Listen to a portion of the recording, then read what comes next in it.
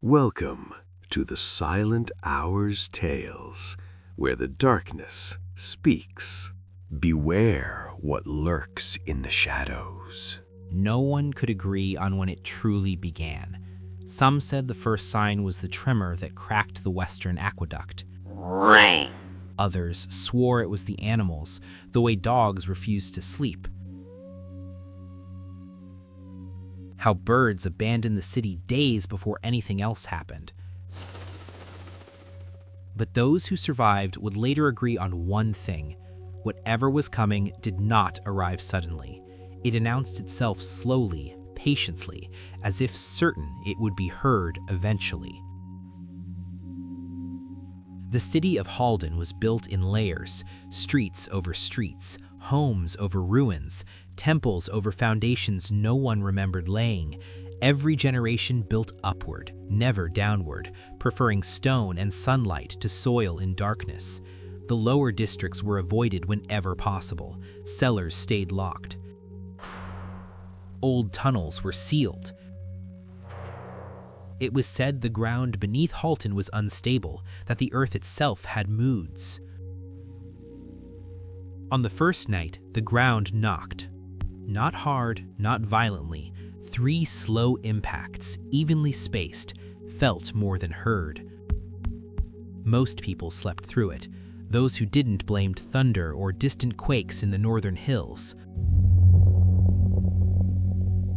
The city guards wrote nothing down. On the second night, the knocking returned. 3 knocks, pause, 3 knocks. This time, windows rattled. Dust fell from ceilings. In the poorer districts, people woke in confusion, pressing hands to floors that vibrated like living skin. A few claimed the sound traveled, moving beneath streets, circling buildings, stopping directly below bedrooms. The council dismissed it. They always did. Mira Halvek heard it clearly on the third night. She was alone in the lower archives, cataloging tablets no one else cared about. The archive had been built deep into the city's understructure, where the air was cool and the walls still bore the marks of older hands. When the knocking came, it vibrated through her bones, rattling the shelves around her. 3 knocks. She froze. Then the wall behind her responded. Her breath caught. The sound was not an echo. It was too precise, too deliberate. She placed her palm against the stone. It was warm. "Hello?" she whispered, hating herself for it. The knocking stopped. That should have been the end of it. It wasn't. By the 5th day, cracks appeared across Halden. Not random fractures, but smooth, circular breaks spreading outward like ripples in water. Wells dried overnight. Fountains spat mud. In the markets, animals collapsed without warning, their legs refusing to support them. Children began having the same dream, hands pressing upward from beneath the streets, fingers tracing the shape of the city from below. On the 6th night, the knocking changed. It was closer now, louder, no longer beneath the city as a whole, but beneath specific places, beneath the council hall, beneath the old temples, beneath the eastern watchtower. The rhythm varied slightly, as if testing different patterns, listening. Mira returned to the archives despite orders to seal the lower levels. The tablet she studied spoke of anchors and burdens, words that appeared repeatedly in texts older than Halden itself. She found diagrams, partial, damaged, showing human figures stretched and elongated, bound into stone chambers far below ground. One inscription appeared again and again, carved by different hands across centuries. "We built above them so we would not have to remember." On the 7th night, the city answered the knocking. A massive crack sounded. A tower collapsed without warning, sinking straight into the ground as if swallowed. A street caved inward, revealing a vast, hollow space beneath Halden, an underground chamber carved from black stone, smooth and ancient, pulsing faintly like something alive. People gathered at the edge of the collapse, staring down, and something stared back. Tall shapes stood embedded in the walls below, half-formed, half-trapped. Their bodies were impossibly thin, stretched into the stone itself. Chains ran through their torsos, glowing faintly red. They had no faces, no eyes, yet everyone felt seen. A pressure filled the air, not fear alone, but recognition. Mira pushed forward, heart pounding, and read the inscription carved into the chamber floor. "They hold what you could not." The knocking stopped. The silence that followed was worse. That night, the ground beneath Halden shifted for hours without rest. Buildings leaned, walls cracked. People prayed to gods that had no names left. And deep beneath the city, something adjusted its grip. Morning came to Halden, but it did not bring light. A gray haze hung over the city, thick enough to dull sound and swallow distance. People emerged from their homes slowly, as if afraid the ground might open beneath their feet the moment they stepped outside. The collapsed tower was surrounded by guards, though none of them stood too close to the edge. No one wanted to look down again. No one wanted to feel that pressure, that sense of being weighed, measured, remembered. Mira barely slept. Every time she closed her eyes, she felt stone pressing against her chest, chains tightening around bones that were not hers. She returned to the archives at first light, ignoring the warnings nailed hastily to sealed doors. The lower levels felt different now, warmer. The air vibrated faintly, like breath passing through narrow lungs. She found new cracks in the walls, spreading outward from the deep tunnels, etched with symbols that had not been there before. They were forming on their own. She recognized them from the tablets, marks of binding, of containment, of ownership. The council convened an emergency session by midday. Their voices echoed across the square, confident and loud, desperately pretending that order still existed. They declared the collapse an ancient structural failure. They blamed forgotten caverns and poor foundations. They promised repairs. Mira listened from the crowd and felt something inside her twist. The ground answered them. A deep subterranean rumble rolled beneath the square, stronger than before, long enough to rattle banners and crack stone steps. People screamed, the council chamber shook, and beneath the city, the knocking returned, but no longer polite. That afternoon, the first one broke free. It did not rise fully, not yet. A section of street near the eastern watchtower buckled upward, stone lifting like skin stretched over muscle. A shape pressed against it from below, elongated and wrong. The ground split, and a figure emerged halfway, its torso fused to the street, its arms impossibly long, its surface smooth and dark like polished obsidian, veined with dull red light. Chains ran through it, not around it, embedded deep within. The figure did not roar, it did not attack, it simply pulled.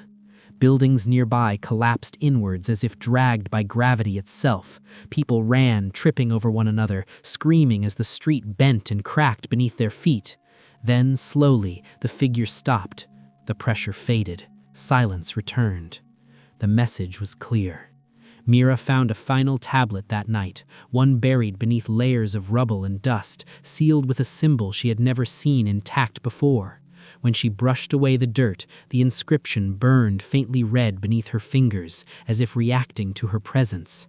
It spoke not of monsters, but of custodians, not of punishment, but of balance.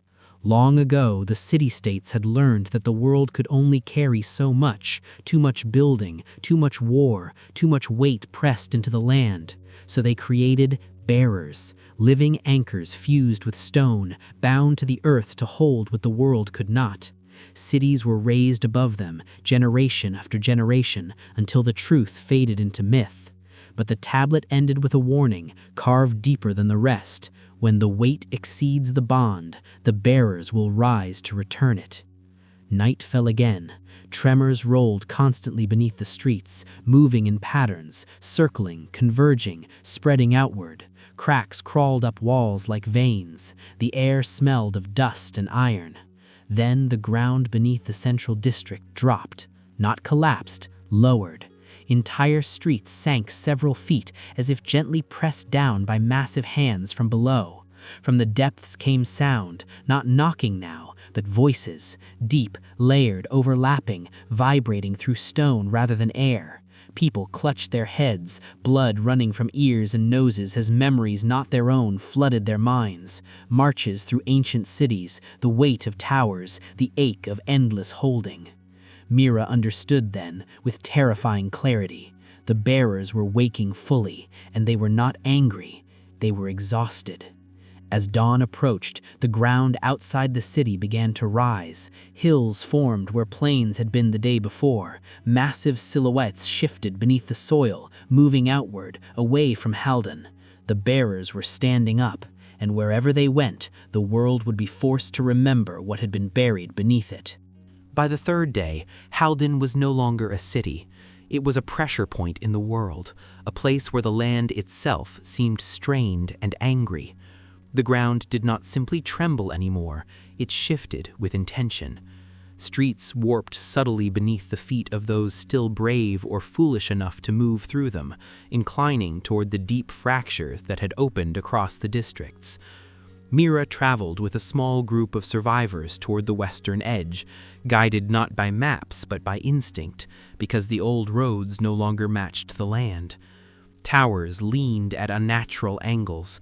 Entire neighborhoods had sunk low enough that rooftops sat level with the street. The air vibrated constantly, a low frequency that settled into bones and made sleep impossible. And beneath it all, the voices continued, not loud, not urgent, constant. They spoke in layered pressure, meaning bleeding directly into thought. Some people collapsed, clutching their heads as memories forced their way in. Hands fused to stone, centuries of holding, the endless weight of walls and cities pressing down without relief. Those who survived the visions understood the same truth Mira had read in the tablets. The bearers were not emerging to destroy, but to correct. Beyond the city's broken gates, the land had transformed completely. Hills rose and fell slowly, like the backs of massive creatures breathing beneath the soil. Forests had been uprooted, trees tilted and snapped as the earth reshaped itself around movements far below. Then one of the bearers surfaced fully. It rose from a valley less than a mile from Halden, stone peeling away from its form as it stood.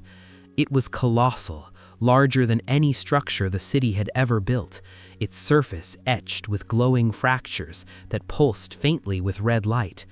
Thick chains still bound parts of its body, dragging behind it like dead limbs, embedded deep into the earth. When it took a step forward, the ground compressed rather than broke, as if reality itself bent to accommodate its mass. The bearer did not look toward the city. It looked past it, toward the plains beyond, where other cities still stood untouched, ignorant. As it moved, the land responded. Bridges collapsed miles away, roads split, rivers shifted course. The world was redistributing weight. Mira felt it then, unmistakably. The bearers were not acting individually. That night, the council finally fell apart. Arguments turned violent. Arguments turned violent. Blame spread faster than panic. Some demanded sacrifices, others demanded evacuation, many demanded silence. None of it mattered. The ground beneath the council chamber cracked open, swallowing the building whole in a slow, almost gentle collapse. No scream echoed. No one remembered who fell first. The city lost its voice. Mira and the remaining survivors fled westward as the first full march began. Not a charge, a migration. Dozens of bearers emerged across the horizon, rising from beneath hills and plains, shedding layers of earth and forgotten ruins as they stood. Some carried fragments of ancient cities still fused to their backs, arches, towers, entire streets frozen in stone. Others bore smoother burdens, abstract weight without shape, pressing down visibly on their massive forms. Wherever they passed, the land flattened, settlements sank, monuments crumbled as if apologizing. Along the road, Mira found carvings newly formed along cliff faces and exposed bedrock, symbols writing themselves into the world as the bearers passed. She recognized their meaning without translation: accounting, return, balance. On the sixth night, they reached the edge of the western plains, where the last great cities still burned with lights and confidence. Walls stood tall, armies waited, machines of war lined the battlements. The bearers stopped. For the first time since rising, they halted completely. The air tightened. Pressure built until breathing felt like pushing against stone. Then the largest bearer stepped forward, its chains finally breaking free with a sound like continents tearing apart. It lowered its massive head and spoke, not with sound, but with intent so powerful it bent thought itself. The weight must go somewhere. What is built must be held. What is taken must be carried. Mira understood in that moment what was coming. The world would not end, it would be redistributed. Cities would sink, lands would rise, and if no one answered the balance willingly, the bearers would choose for them. As dawn approached, the ground beneath Mira's feet began to harden unnaturally, stone creeping up her boots like frost. The symbols burned faintly in her mind. The bearers were not only reshaping the land, they were searching for something else. Someone capable of choosing to carry what the world could no longer bear alone. The world did not end in fire or screaming skies. It ended in stillness, a stillness so heavy it bent thought and breath alike. As the bearers stood before the western cities, the ground beneath every living thing settled into a terrible calm, as if the earth itself was waiting for an answer. Mira felt the pull fully now, not toward death, but toward responsibility. The symbols she had studied for years were no longer carvings or warnings, they were instructions. She stepped forward alone as the armies behind the walls shouted and pleaded for her to return, their voices small and meaningless against the pressure rolling off the giants. The largest bearer lowered itself again, its massive form cracking the plains beneath it, eyes no longer glowing red, but dim and ancient, filled with something that resembled patience. The message pressed into Mira's mind without words. The burden cannot vanish, it can only move. For centuries we held what you built, now one must hold what you are. Mira understood the cost instantly. To carry was not to rule, not to command, it was to become immovable, to be present for every collapse, every rise, every mistake humanity would make again. She thought of Halden sinking gently into the earth, of cities raised on forgotten bones, of people who had never known what they stood upon. She did not ask for forgiveness. She did not beg. She knelt. The ground opened beneath her feet, not violently, but with careful precision, revealing a vast hollow chamber pulsing with the same slow rhythm she had felt beneath the archives. The heart of the burden. Stone rose around her, wrapping her body not as chains, but as structure. Symbols burned across her skin, searing knowledge directly into her being, the history of weight, the mathematics of balance, the quiet suffering of holding without being seen. Above, the bearers began to change. One by one they set their burdens down. Cities fused into their backs cracked and fell away, returning to dust. Chains dissolved. Their massive forms shrank, stone sloughing off like ancient scars, until figures stood where giants once had, men and women, broken, aged, free. Some collapsed immediately, others wept without sound. The largest bearer remained longest, watching the chamber seal, its form trembling as centuries of tension released.